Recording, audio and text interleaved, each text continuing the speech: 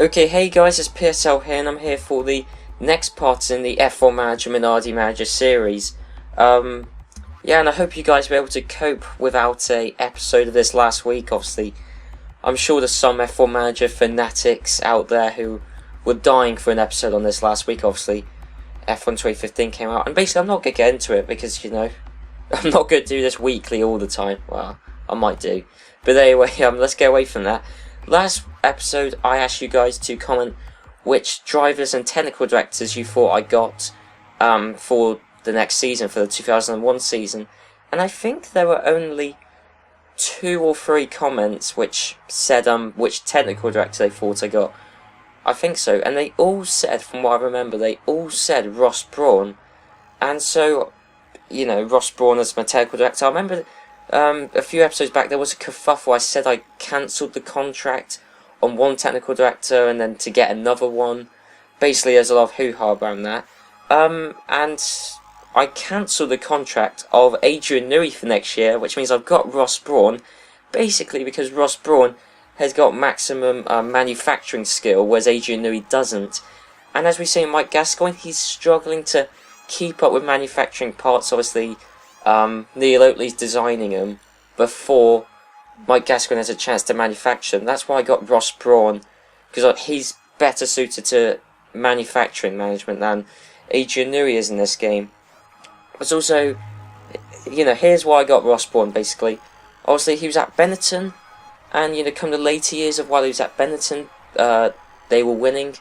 Then he moved to Ferrari, and then they started winning, obviously, their series of just sweeps of drivers and constructors titles.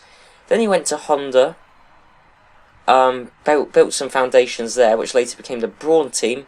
Brawn won against all odds. Then he sold the foundations of Brawn to Mercedes, helped to run Mercedes for a couple of years, sold the whole thing off to Mercedes, and now look at them. So he basically has run and built the foundations of most of the successful teams in F1 over the past 20 years. You know, that's quite an achievement, and hopefully we could change history a bit here. Hopefully, instead of having Ferrari dominance for the next few years, hopefully with Ross Brawn on board, it can be Minardi dominance for the next few years. Anyway, that's Ross Brawn as our technical director. All I've got left to announce now is my new test driver, first driver, and second driver, obviously. Anyway, I'll announce them. I still don't know. I asked you guys to comment when you wanted me to announce them, and no one actually said when I should announce them, but I think I might announce my test driver, I don't know, 2 or 3 races before the end, and I might announce my main race drivers after the last race of the season. But if you guys want any different, then be sure to comment below. And anyway, Stuart confirmed Damon Hill, and that's a shocker, because I think one person did speculate that I was going to have Damon Hill next year. Obviously that's not the case. He's going to Stuart as driver number 1. Well, obviously driver number 1, because obviously in this game any former world champion has to be driver number 1, because, you know, they're fussy. I was going to get Damon Hill as a driver number 2, but I forgot. Obviously he won't accept it, which is annoying. Frezza sponsorship, we need to... I almost declined it then. We can't get rid of Frezza sponsorship. We have had that, I'm pretty certain, ever since. I'm pretty certain they're the only existing thing that's still on the car. Oh, actually, well, we still have got a Gabriel Tredozzi chassis, but, you know, we won't next year. But I'm pretty certain Frezza's the only thing that has been on the car from start to finish. I think they were there right from the start. I'm pretty certain they were. Anyway, Neil Oatley's designs the 5th model of front and rear wing, yeah. So, you know, I mean, this Neil Oatley, he is... I mean, I know he hasn't got a fantastic chassis to work with. Obviously, he will next year when it's his own chassis.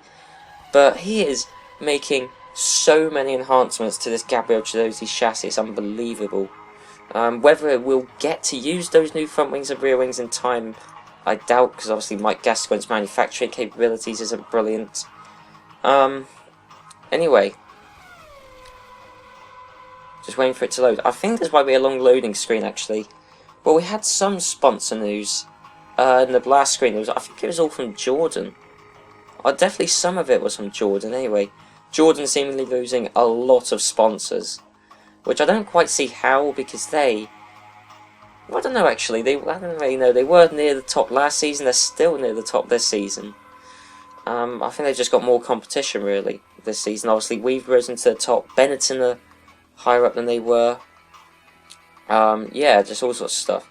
Sauber confirms Marco Fessa as their commercial manager.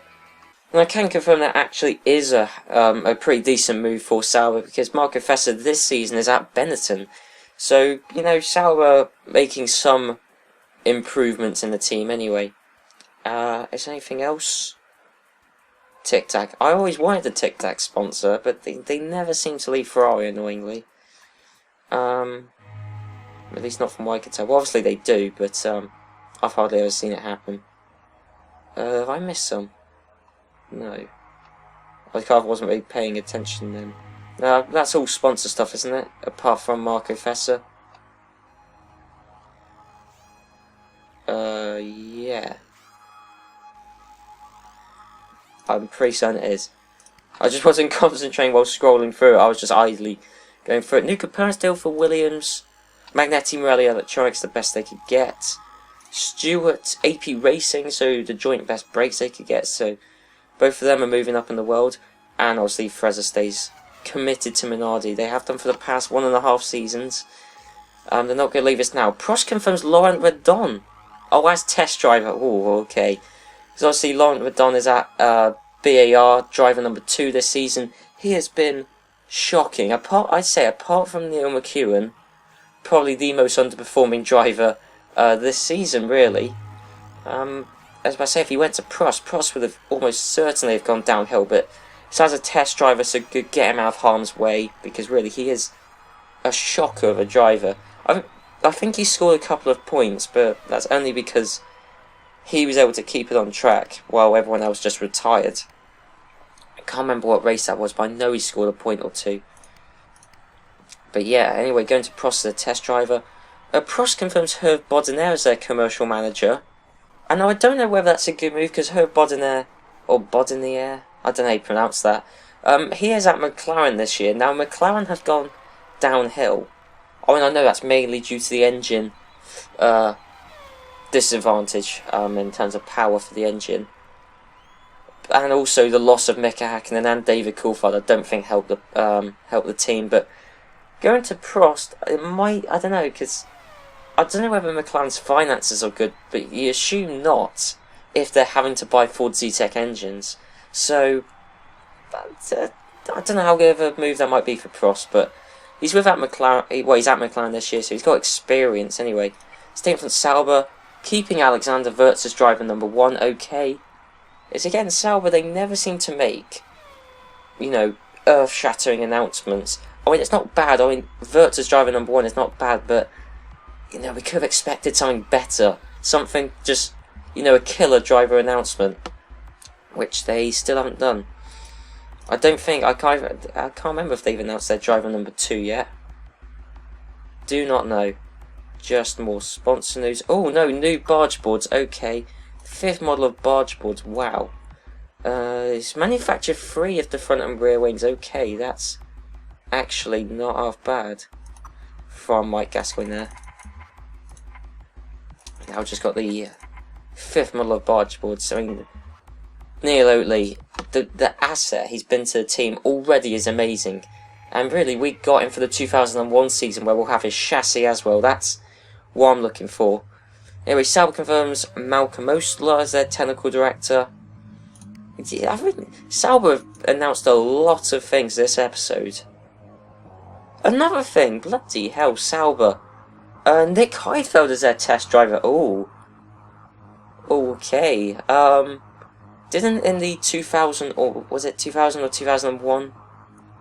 I think it was the 2000 season they got Heidfeld as a race driver. Now in 2001 they're getting him as a test driver. That's interesting. Well, actually, I'm pretty certain Nick Heidfeld is the best starting test driver. As in, when you start the game, he's the best driver who, you know, isn't a race driver. Is Nick Heidfeld. I'm pretty certain his stats are comparable to Takaki's actually at the start. But anyway, Williams confirmed Richard West as their commercial manager. Okay, and Sauber, another thing from Sauber. Sauber just announced their whole team today. Seems like they have.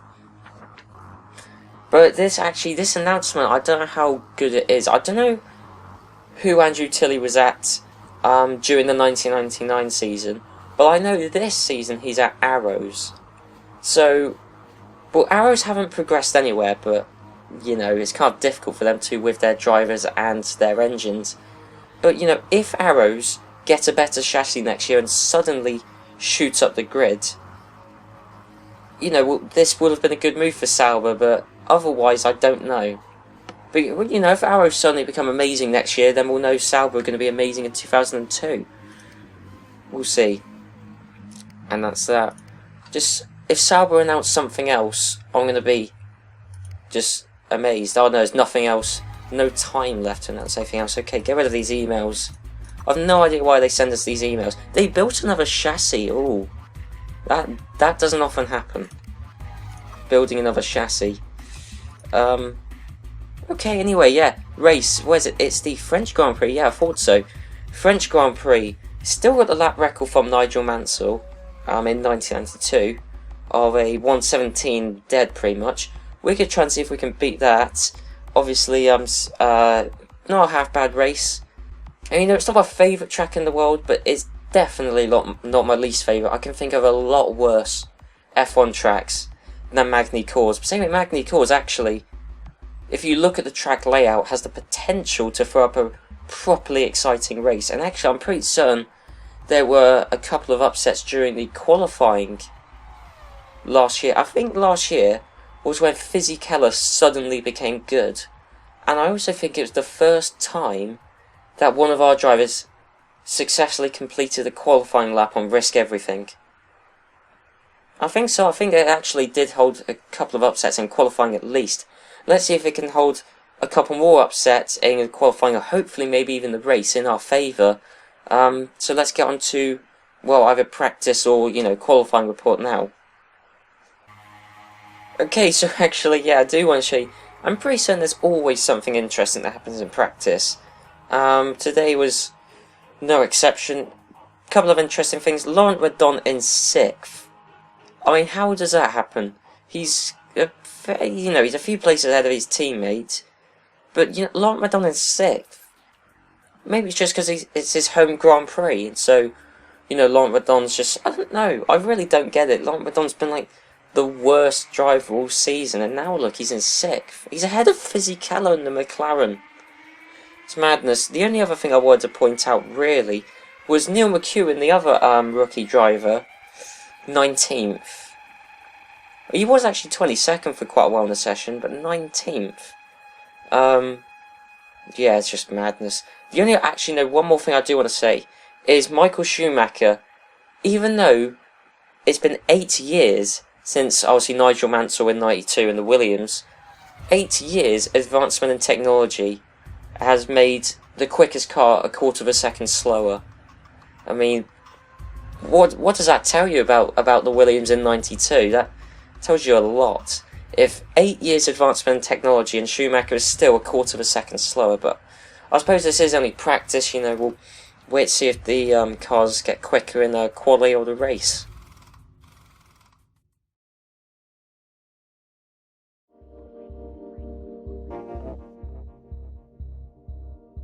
So the qualifying for the 2000 French Grand Prix around Magny Cours has just ended, and it's not the weirdest qualifying session we've ever seen, as some of the results are predictable, but we have got some interesting results which we haven't seen for quite a while, so I'll take you through them.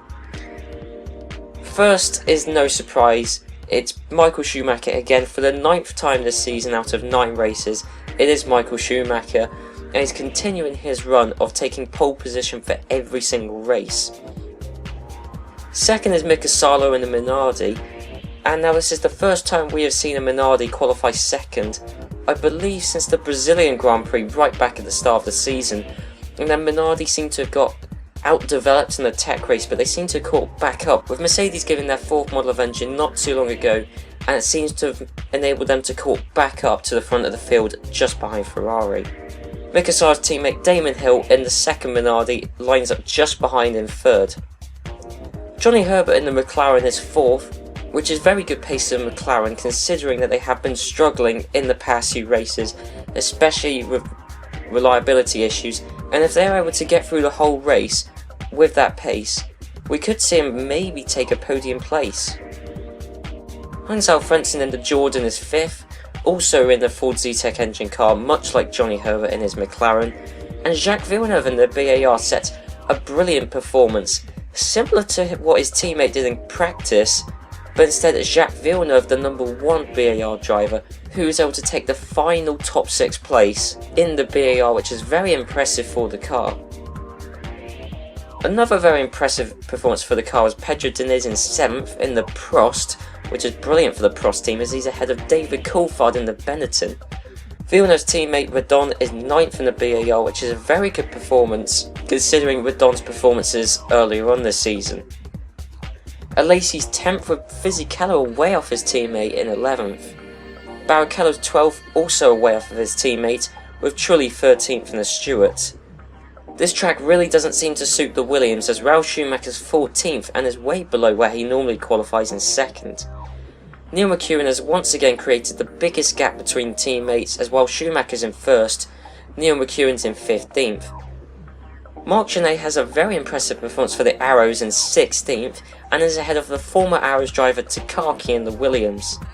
Zanardi's 18th in the Sauber with Eddie Irvine 19th, a very disappointing performance in the Stewart. Ricardo Zonta 20th, Alexander Wurz is 21st, and Pedro de la Rosa takes up the final place on the grid in, rather unsurprisingly, an Arrows.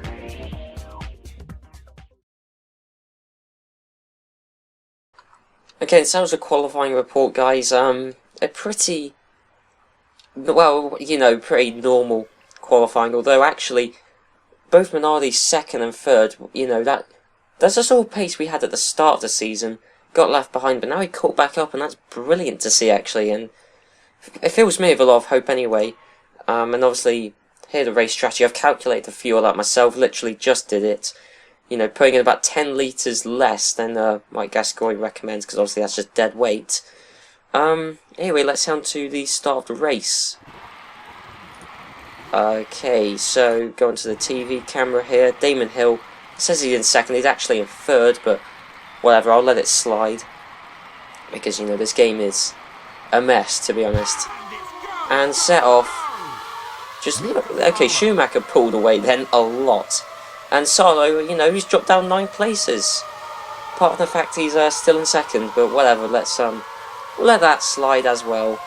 But Mick Solo in 2nd, with Damon Hill right behind. Michael Schumacher's, we can just about see Schumacher, that's not too bad then. I don't think there's been, bloody hell, that's the quickest that's the quickest any car has ever gone on that hairpin. That was insane. I don't actually think there have been any overtakes. Obviously Magny Cours is not the widest track around, and so I don't think there's been any overtakes. Definitely none in the top 6. Although David Coulthard actually has got ahead of Pedro Diniz. Okay, David Coulthard's up into 7th. I know that's definitely some overtakes have happened there, but apart from that, I can't say with any certainty that there have been any overtakes. It's actually been a pretty boring start to the race, to be honest. I mean, Eddie Irvine languishing down in 19th, that's, that's quite shocking for the Stewart. Not to say the Stewart is a fantastic car this season, but it's definitely not meant to be outperformed by, an Arrows.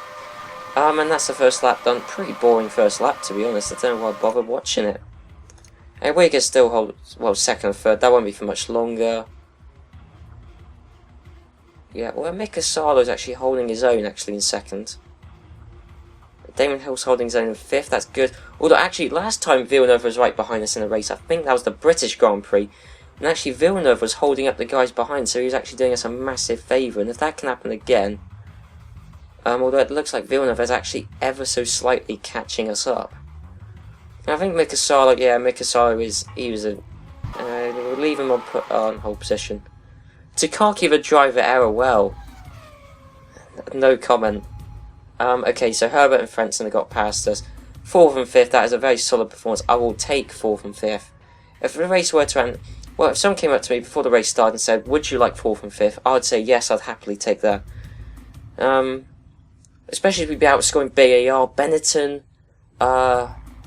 Jordan, you know, and lots of our rivals in the Constructors' Championship. Not to say that we're in any danger of falling out of the top 6, that's unlikely, but wasn't 7th being held by BAR, and look, BAR are basically a one-man team, although having said that, Ferrari are a one-man team and they're leading the Constructors, so, you know, what can I say? Engine failure in the Arrows, and then Damon Hill's fallen down. That's not good. He's been overtaken by Villeneuve, that's quite atrocious. No, not to say Villeneuve's bad, but I mean, not to say he's terribly good either. Actually, no, on this game he is pretty good, because obviously this game is made, obviously, only a couple of years after he won the Drivers' Championship in '97. Where's Villeneuve gone? Oh, great, he's been overtaken by Coulthard, and Coulthard in the Benetton is actually a massive threat. Coulthard's a very good driver. The Benetton is a pretty decent car. And, you know, unlike the Jordan or McLaren, it actually has not got a Ford Zetec engine, so it is a bit of a threat. And while I'm saying this, you know, he's overtaken by Villeneuve. Damon Hill, right, I want to put him off with push. Stop pushing, man. Don't want you to have a driver error. Because, you know, we're holding 5th, that's 2 valuable points. And Mikasal get 3, yeah, that'll be 5 points we get from this race. And Jordan would only outscore us by 1 point if the race were to end like this. And actually, Frentzen got past Herbert.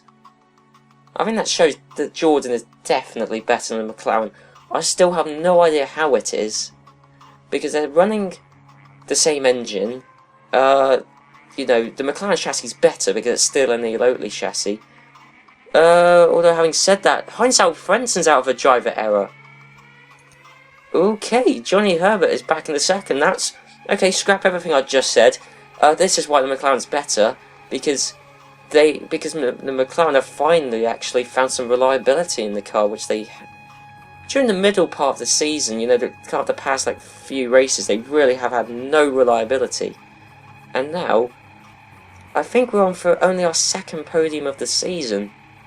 I mean, the last time we were on the podium, I'm pretty certain anyway, the last time we were on the podium was when Mikasalo won back in Imola. Marc Genet out of a fuel issue. I feel sorry for Marc Genet, obviously our former driver. I mean, he didn't score any points for us because, well, half the chances he threw away himself, half the chances were due to car failures, but whatever. I still look out for Genet.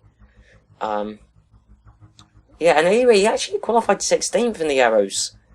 You know, that's really unlucky that he's run out of fuel. Barrichello! So both Jordans are going to retire this race. Barrichello's got a bargeable failure. And hopefully Schumacher and Herbert can retire. No, Schumacher's won, rather unsurprisingly. Although actually, I don't know how far away we are from Herbert. So let's have a look. Oh, 1:17. Although we're catching up considerably. Well, actually, no, we're not. We were catching. I say considerably. It was about half a tenth. But half a tenth in a few seconds was quite impressive. And as long as we can, yes. Minardi finished 3rd and 4th. That's brilliant. Okay, so let's run you through the results. So Michael Schumacher 1st, rather unsurprisingly. Johnny Herbert 2nd. Mika Salo 3rd. Damon Hill 4th. Jacques Villeneuve 5th. And David Coulthard 6th. Actually, Villeneuve 5th in the BAR was very good for them. McLaren have finally found some form again with Herbert. Although, having said that, Fisichella down in 7th, 2 laps behind Coulthard. Although, you know, he's ahead of Ralf Schumacher. I really don't know what's happened to Williams in these past few races. Well, with the past like 2 or 3, they've just fallen off the map. They were like by far and away the 2nd best team. Well, Ralf Schumacher was anyway by far and away the 2nd quickest driver. Now look, where'd he come? 9th, yeah. Anyway, Michael Schumacher's won. Germans will be happy. The Italians will be happy. It's a good day for them. What about the French? Obviously, home home team, Zonta 10th in the Prost. And also, oh actually, well no, hang on, Diana Trulli 8th in a Peugeot engine car. I know, I think the French can be fairly satisfied from this race. Yeah, I think they can be fairly satisfied. Prost doing alright for themselves, the Peugeot engine doing alright for itself. And yeah, obviously Jordan having a double retirement obviously helped us out massively in terms of Constructors' Championship, and we got so he got 7 points. We outscored McLaren. Actually, we outscored every team this race in terms of a Constructors' total points, apart from Ferrari. Nice, we might actually gain some places. We might gain some places at the moment then. In terms of the Constructors' table. Drivers' table, also Mika Salo is hanging on, I think, in 4th in the Drivers' table.